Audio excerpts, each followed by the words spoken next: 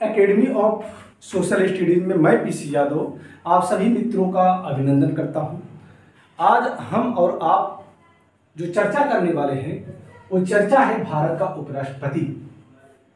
हाल फिलहाल चुनाव हो रहे हैं भारत के उपराष्ट्रपति के, इससे संबंधित प्रश्न पूछे जाएंगे। आने वाली जो परीक्षाएं हैं उनमें जरूर प्रश्न पूछे जाएंगे। होता यह है कि जो परीक्षा पेपर तैयार किया जाता है वो करंट से रिलेट करके तैयार किया जाता है।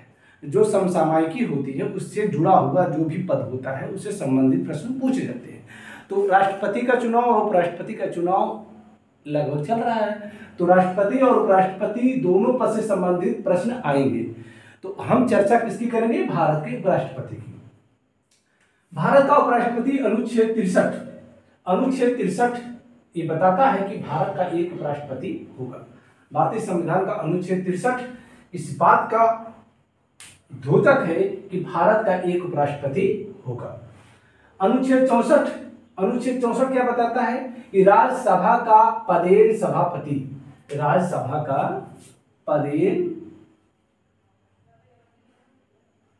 सभापति अर्थात जो उपराष्ट्रपति होगा वही राज्यसभा का पदेन सभापति होगा।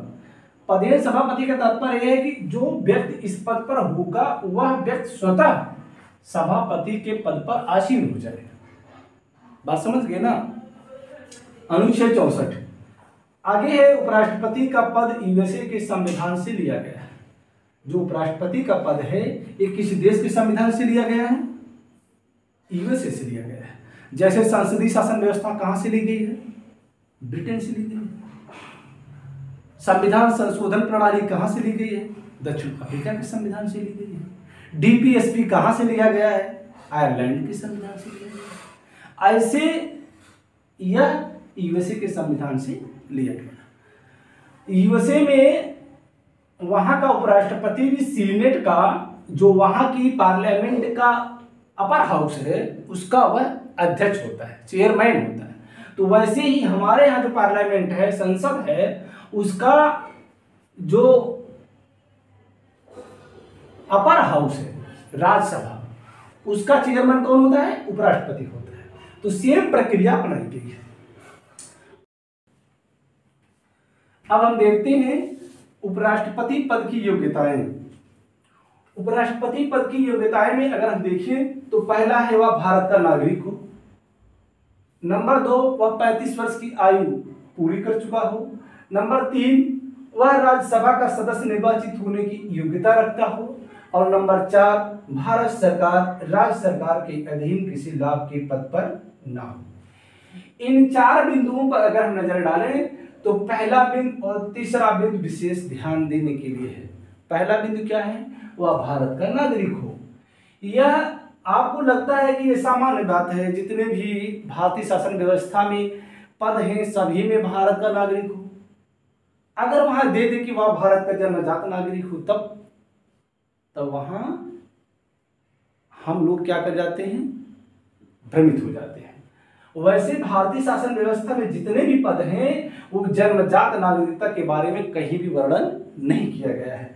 अगर वहां ये लिख देता है कि वह भारत का जन्मजात नागरिक हो तो वह विकल्प गलत है। तो पहला विकल्प हम फोकस करेंगे, ध्यान देंगे कि वह भारत का नागरिक हो। यहाँ जन्मजात से कोई मतलब नहीं है। वह 35 वर्ष की आयु पूरी कर चुका हो, 35 साल से कम उसकी उम्र ना हो। नंबर 3 राज्यसभा का सदस्य निर्वाचित होने की योग्यता रखता हो, अर्थात वह राज्यसभा का सदस्य ना हो। इस बात को ध्यान से सुने, वह राज्यसभा के सदस्य निर्वाचित होने की योग्यता रखता हो। जैसे राज्यसभा का कोई चुनाव लड़ रहा हो सदस्यता के लिए, जो उसकी योग्यता होनी चाहिए वही योग्यता उपराष्ट्रपति पद के चुनाव लड़ने वाले व्यक्ति के अंदर भी होनी चाहिए। नंबर 4 भारत सरकार राज्य सरकार के अधीन किसी लाभ के पद पर ना हो। ये लाभ का पद क्या है? लाभ का पद वो पद है जिसमें पारिश्रमिक के बदले उसको, मतलब जो परिश्रम करता है उसको कुछ पारिश्रमिक मिले, कुछ पैसा मिले। लेकिन हमारे देश की जो संसद है इसने इतनी चतुराईपूर्ण से कार्य किया है कि जितने भारतीय शासन व्यवस्था में पद हैं, राष्ट्रपति, उपराष्ट्रपति, प्रधानमंत्री, मुख्यमंत्री, राज्यपाल, सभी पदों को लाभ के पद के दायरे से बाहर कर दिया है। अर्थात जो इन पदों पर है वे चुनाव लड़ सकते हैं, वे लाभ के पद के दायरे में नहीं आएंगे। लेकिन एक चपरासी अगर है, अगर वो चुनाव लड़ना चाहता है तो पहले उसको अपने पद से इस्तीफा देना पड़ेगा, है ना। भारतीय शासन व्यवस्था की मजेदार बात। उपराष्ट्रपति संसद विधानमंडल का सदस्य नहीं होगा। उपराष्ट्रपति का पद जो चुनाव लड़ेगा वह संसद के दोनों सदनों का या विधानमंडल के दोनों सदनों में से किसी भी सदन का वह सदस्य नहीं होगा। एक अनुच्छेद 66 के पैरा 2 में बताया गया है। सदस्य नहीं होगा, इसका मतलब ये है कि जैसे कोई राज्यसभा का मेंबर है या लोकसभा का मेंबर है, वो चुनाव लड़ना चाहता है तो चुनाव लड़ेगा, इस्तीफा देके चुनाव लड़ेगा। अगर वो इस्तीफा देके चुनाव नहीं लड़ता है तो ऐसा नहीं है कि चुनाव नहीं लड़ सकता है, लड़ सकता है, लेकिन जब वह उस पद पर निर्वाचित हो जाएगा, जिस दिन वह निर्वाचित होता है उस दिन से ही वह उसकी सदस्यता अपने आप रद्द हो जाए। अब हम देखते हैं निर्वाचन। उपराष्ट्रपति का निर्वाचन कैसे होता है। उपराष्ट्रपति का निर्वाचन संसद के दोनों सदनों के सभी सदस्यों से मिलकर गठित होने वाले निर्वाचक मंडल द्वारा किया जाता है। अनुच्छेद 66 के पैरा 1 में बताया गया है जो निर्वाचक मंडल होगा उपराष्ट्रपति पद का, वे संसद के दोनों सदन, लोकसभा और राज्यसभा के सभी सदस्यों से मिलकर बनेगा। ध्यान देना है कि सभी सदस्यों की बात किया है। सभी सदस्य अगर हैं तो वे निर्वाचित भी हैं और नामांकित भी हैं, अर्थात मनोनीत भी हैं और निर्वाचित दोनों सदस्य मिलकर के उपराष्ट्रपति पद के निर्वाचन में प्रतिभाग करते हैं। जैसा कि राष्ट्रपति पद के चुनाव में ऐसा नहीं है। राष्ट्रपति पद के चुनाव में जो संसद के निर्वाचित सदस्य हैं वही प्रतिभाग करते हैं। संसद के मनोनीत सदस्य शामिल नहीं होते। स्पेशल आप देखेंगे संसद के मनोनीत सदस्य इसमें शामिल नहीं होते, शामिल होते हैं और राष्ट्रपति पद के चुनाव में शामिल नहीं होते, लेकिन राज्य विधानसभा सदस्य शामिल नहीं होते। उपराष्ट्रपति के चुनाव में राज्यसभा, विधानसभा, राज्य विधानसभा के सदस्य शामिल नहीं होते, लेकिन राष्ट्रपति के चुनाव में ये शामिल होते हैं। ये बेसिक अंतर है। अब हम मतदान की प्रक्रिया के बारे में देखते हैं कि राज्यसभा के जैसे चुनाव होता है, जैसे विधान परिषद का चुनाव होता है, जैसे राष्ट्रपति का चुनाव होता है, ऐसी ही प्रक्रिया उपराष्ट्रपति पद के चुनाव में भी अपनाई जाती है। आनुपातिक प्रतिनिधित्व पद्धति के अनुसार एकल संक्रमणीय मत प्रणाली, ये मत प्रणाली इसी जगह राष्ट्रपति उपराष्ट्रपति पद के चुनाव में इस्तेमाल की जाती है। इसमें होता यह है कि जो कई कैंडिडेट लड़ते हैं तो जितने कैंडिडेट लड़ते हैं सबको जो वोटर होता है, जो मतदाता होता है, वरीयता क्रम में वोट देता है। वरीयता क्रम में वोट देता है तो जो काउंटिंग होती है, जब मतगणना होती है तो वे वरीयता के अनुसार काउंटिंग होती है। पहले जो प्रथम वरीयता का मत पाया उसके आधार पे, अगर वहाँ फैसला नहीं हो पाता है तो द्वितीय वरीयता, वहाँ फैसला नहीं हो पाता है तो तृतीय वरीयता, ऐसे ही प्रक्रिया चलती रहती है। मतदान क्या होता है? गुप्त होता है। मतदान कैसा होता है? गुप्त होता है। आपको लगेगा कि मतदान गुप्त होता है, ये तो सामान्य बात है, लेकिन राज्यसभा का जब चुनाव होता है मतदान गुप्त नहीं होता। कार्यकाल अनुच्छेद 67 में बताया गया है कि उपराष्ट्रपति का कार्यकाल 5 वर्ष है, लेकिन आपको बता दें कि उपराष्ट्रपति जब चाहे अपने पद पर इस्तीफा दे सकता है। अगर उसकी इच्छा है, स्वेच्छा से इस्तीफा देना चाहे, जब चाहे इस्तीफा दे सकता है। और इस्तीफा किसको देगा? राष्ट्रपति को सौंपेगा। यदि राज्यसभा अपने तत्कालीन समस्त सदस्यों के बहुमत से उसे पद से हटाने का प्रस्ताव पारित कर दे और लोकसभा उसे स्वीकार कर ले तो उपराष्ट्रपति को अपना पद छोड़ना पड़ेगा।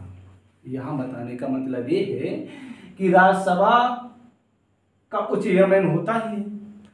अगर राज्यसभा का चेयरमैन है तो सबसे पहले उसको अगर पद से हटाया जाना है तो राज्यसभा के जो सदस्य होते हैं उस सामान्य बहुमत से, ध्यान देना, सामान्य बहुमत का मतलब साधारण बहुमत से, साधारण बहुमत से उसको हटाने का प्रस्ताव पारित कर दे और लोकसभा उसे स्वीकार कर ले। स्वीकार करने का मतलब ये है कि लोकसभा जरूरी नहीं है कि उस प्रस्ताव पर वोटिंग करे, अनिवार्यता नहीं है।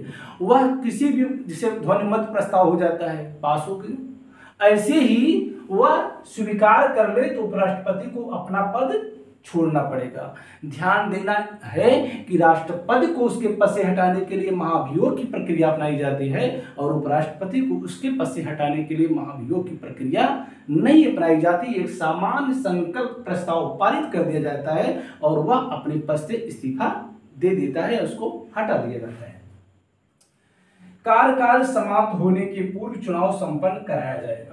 इस सेंटेंस का मतलब यह है कि जैसे उपराष्ट्रपति का कार्यकाल कितना है, 5 वर्ष है, तो 5 वर्ष के पहले ही चुनाव संपन्न करा लिए जाएंगे। ऐसा नहीं है कि वह कार्यकाल खत्म होने के बाद चुनाव कराया जाएगा। उसमें भारतीय संविधान में इस बात का वर्णन कर दिया गया है कि उसका जो चुनाव होगा कार्यकाल समापन के पूर्व हो जाएगा।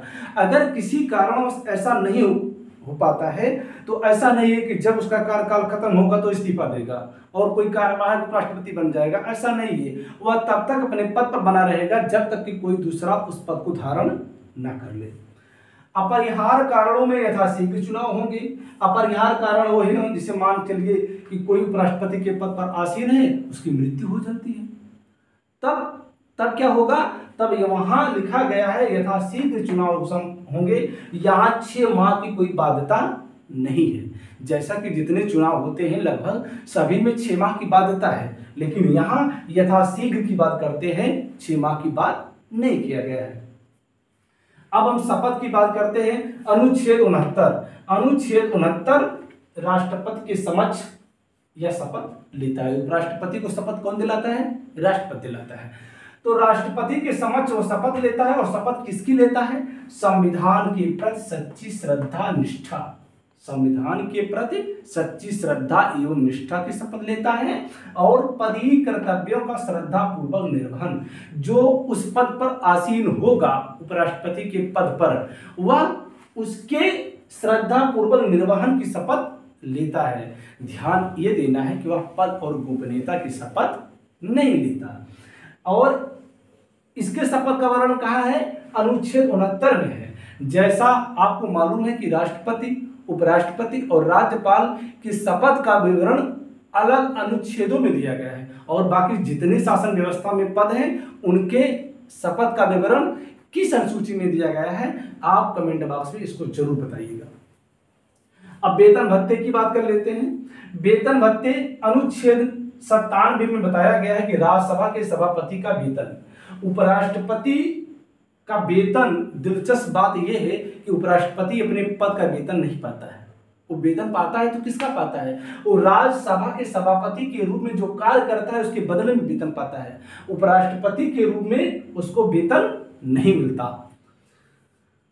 उसका वेतन वर्तमान समय में कितना है, तो 4 लाख प्रति महीना है।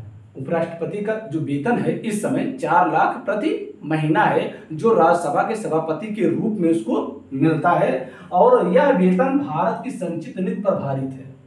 भारत की संचित नीति पर जैसे राष्ट्रपति का वेतन है, नियंत्रक महालेखा परीक्षक का वेतन है, सर्वोच्च न्यायालय के न्यायाधीशों का वेतन है, उच्च न्यायालय के न्यायाधीशों के पेंशन है, वो सब कहाँ आधारित है, भारत की संचित नीति पर।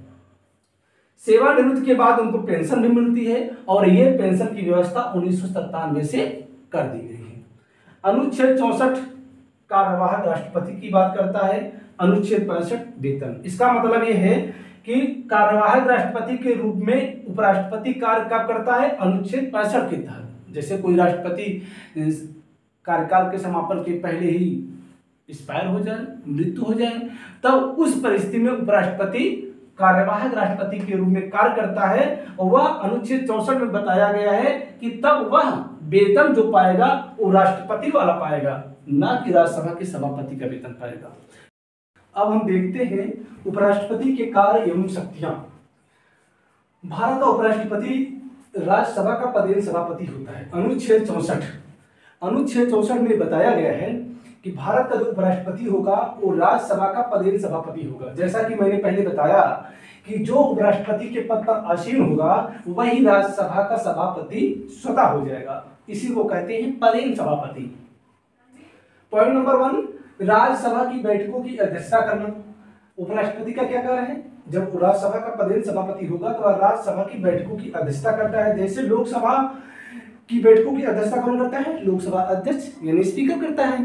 वैसे ही राज्यसभा की बैठकों की अध्यक्षता कौन करता है? उपराष्ट्रपति करता है। विधेयकों पर विचार विमर्श कराना या मतदान कराना, यहाँ जैसे कोई विधेयक पेश होता है तो विधेयक के बारे में घोषणा कौन करता है? वहां घोषणा करता है उपराष्ट्रपति। और उससे संबंधित जो विचार विमर्श होता है, जो बहस होती है, उन सब का नेतृत्व कौन करता है? उपराष्ट्रपति करता है। तो उसका कार्य है बहस कराना, शांतिपूर्वक बहस कराना, मतदान कराना, अगर आवश्यकता पड़ती है उस बिल पर मतदान कराने की तो मतदान भी कराता है। यहाँ अगला बिंदु है निर्णायक मत देने का अधिकार। निर्णायक मत क्या है?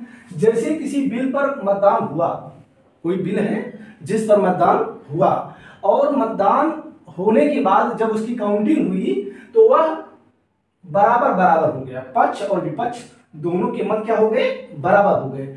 ऐसी परिस्थिति में तब उपराष्ट्रपति अपना निर्णायक मत देता है और वह निर्णायक मत देकर के उस बिल पर फैसला क्लियर कर देता है। अगला बिंदु है राज्यसभा द्वारा पारित विधेयकों पर हस्ताक्षर। राज्यसभा जो भी बिल पास करती है अपने सदन से, उसको उस बिल पर हस्ताक्षर कौन करता है? उस बिल पर हस्ताक्षर उपराष्ट्रपति करता है, तभी जाके वो माना जाता है। अगला बिंदु है विशेषाधिकारों का संरक्षण। जैसा कि आप लोग जानते हैं कि जो संसद के सदस्य होते हैं उनके कुछ विशेषाधिकार हैं।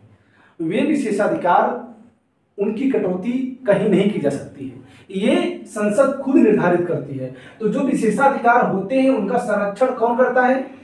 उपराष्ट्रपति करता है। जैसे मान के चलिए किसी राज्यसभा सदस्य का कहीं जो विशेषाधिकार है उसका हनन हुआ, तब उसको या जो हनन करता है उसको अपने सम्मुख प्रस्तुत करने का आदेश उपराष्ट्रपति दे सकता है, एज ए राज्यसभा का सभापति के रूप में। समझ गए ना? अगला बिंदु अब देखते हैं, यहाँ विशेष क्या है? राष्ट्रपति द्वारा दिए गए त्यागपत्र की सूचना तत्काल लोकसभा अध्यक्ष को देना। जब राष्ट्रपति त्यागपत्र देता है तो किसको देता है? उपराष्ट्रपति को देता है। उस परिस्थिति में उपराष्ट्रपति का एक कर्तव्य है कि वो तत्काल इसकी सूचना किसको दे? लोकसभा अध्यक्ष यानी स्पीकर को इसकी सूचना देना जरूरी है। कार्यवाहक राष्ट्रपति अनुच्छेद 65, अनुच्छेद 65 में बताया गया है कि उपराष्ट्रपति कार्यवाहक राष्ट्रपति बनेगा। कब बनेगा?